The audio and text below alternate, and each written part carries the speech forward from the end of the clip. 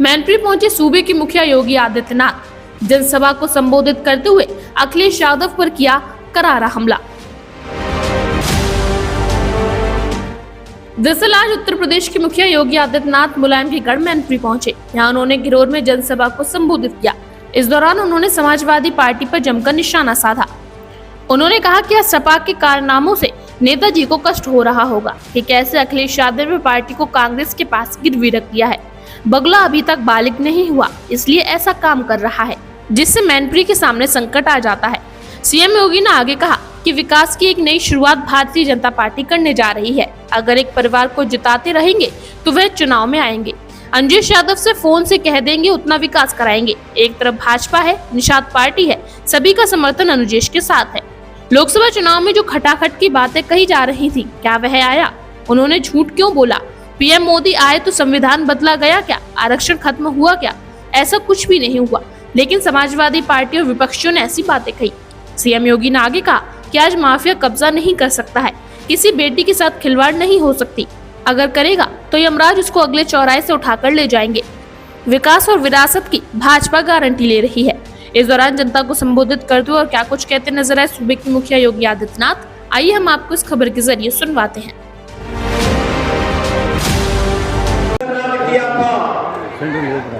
इस पावन धरा को कोटि कोटि नमन करते हुए आप सभी जनता जनार्दन का मैं हृदय से अभिनंदन करता हूँ, स्वागत करता हूँ।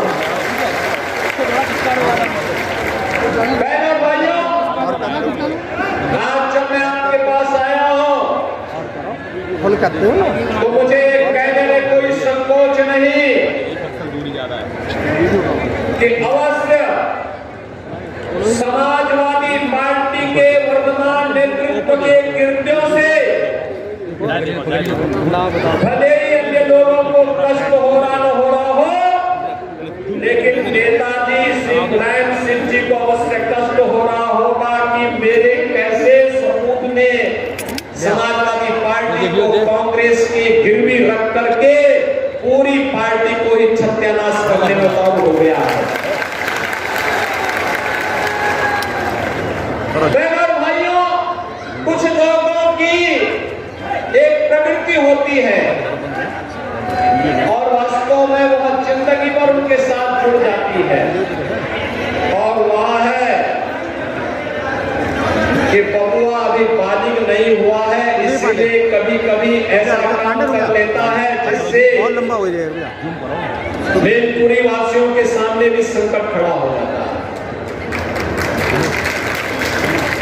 आप सोचिए, नेताजी जीवन भर कांग्रेस का विरोध करते रहे। नीचे करो, जाके स्टैंड को नीचे करो। इमरजेंसी में नेताजी को कांग्रेस ने बंद किया था। उन्होंने अपना आदर्श डॉक्टर राम मनोहर लोहिया को बनाया था, और डॉक्टर राम मनोहर लोहिया ने क्या बात कही थी? उन्होंने कहा सच्चा समाजवादी वह जो संपत्ति और संतति का मोह न करे। अब याद करो, ये सारा का सारा पद केवल एक परिवार को चाहिए, बाकी और किसी को नहीं चाहिए। ये कैसे चलेगा? और इसीलिए मैं आपसे कहने के लिए आया हूं, बहनों और भाइयों, आज की राजनीति की सबसे बड़ी त्रासदी है परिवारवाद से ऊपर उठना, जातिवाद से ऊपर उठ करके हमें सामाजिक ताने बाने को छिन्न भिन्न करने वाले बैरियर को हटाना पड़ेगा और भारत को मजबूत बनाना पड़ेगा। मेरा भारत मजबूत होगा, हम सब मजबूत हो जाएंगे। आपने देखा होगा, अभी 3 दिन पहले जम्मू कश्मीर विधानसभा में एक प्रस्ताव पारित हुआ है। उसमें उन्होंने कहा है कि हम धारा 370 को फिर से बहाल करना चाहते हैं। बहनों और भाइयों,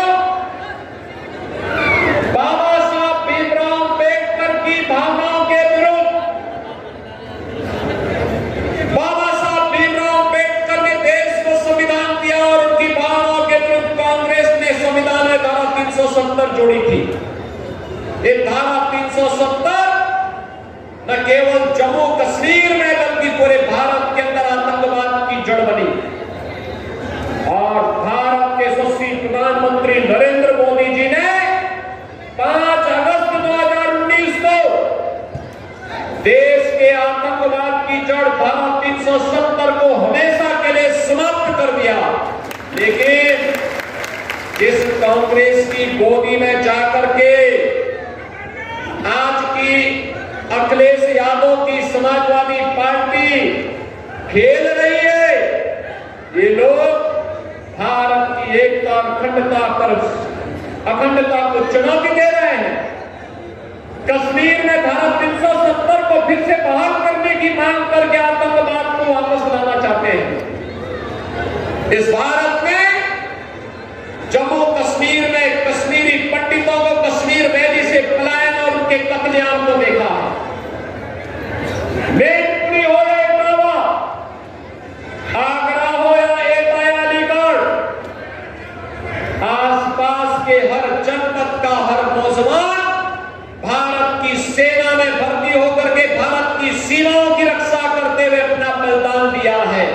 और कांग्रेस को या समाजवादी पार्टी को किसने अधिकार दे दिया कि राष्ट्र की अखंडता के साथ ये लोग समझौता करें?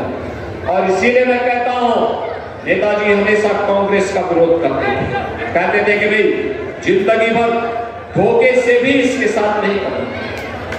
लेकिन आज ये समाजवादी पार्टी नेताजी के ही मूल्यों और आदर्शों से पूरी तरह अपने आप को दूर कर दी है, अपने से दूर हट चुकी है। और बहनों और भाइयों,